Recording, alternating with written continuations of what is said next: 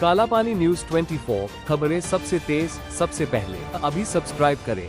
अंडमान और निकोबार द्वीप समूह में पीपीपी मोड के तहत 3 प्रमुख इको टूरिज्म परियोजनाएं शुरू होंगी।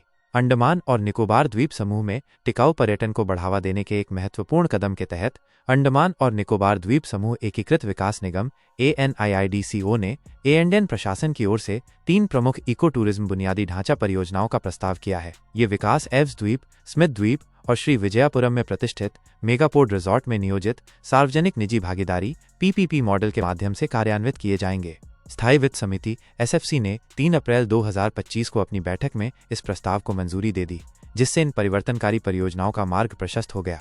एव्स द्वीप में 66 करोड़ रुपए की अनुमानित लागत से 2.75 हेक्टेयर में 50 कमरों का एक रिजॉर्ट विकसित किया जाएगा। स्मिथ द्वीप में 126 करोड़ रुपए के निवेश के साथ 25 हेक्टेयर में 70 कमरों का एक रिजॉर्ट प्रस्तावित है। इस बीच मेगापोर्ट रिजॉर्ट को 2.93 हेक्टेयर साइट पर 128 कमरों के साथ पुनर्विकसित किया जाएगा, जिसके लिए अनुमानित 175 करोड़ रुपए की आवश्यकता होगी। प्रत्येक परियोजना एक दीर्घकालिक रियायत समझौते के साथ आती है।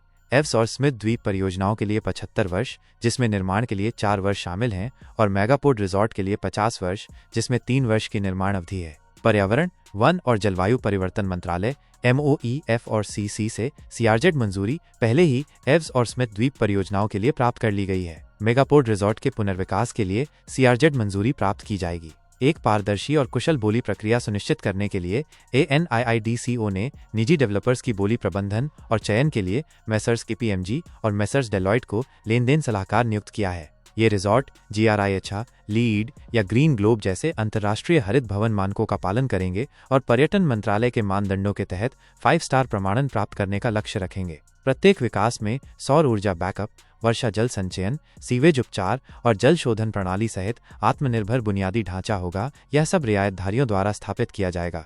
इसके साथ ही ANDN प्रशासन पर्यटन क्षेत्र को समर्थन देने के लिए क्षेत्रीय कनेक्टिविटी को बढ़ा रहा है। इसमें नई पुलों के साथ NH4 का उन्नयन और उड़ान योजना के तहत बेहतर हवाई यात्रा विकल्प शामिल हैं।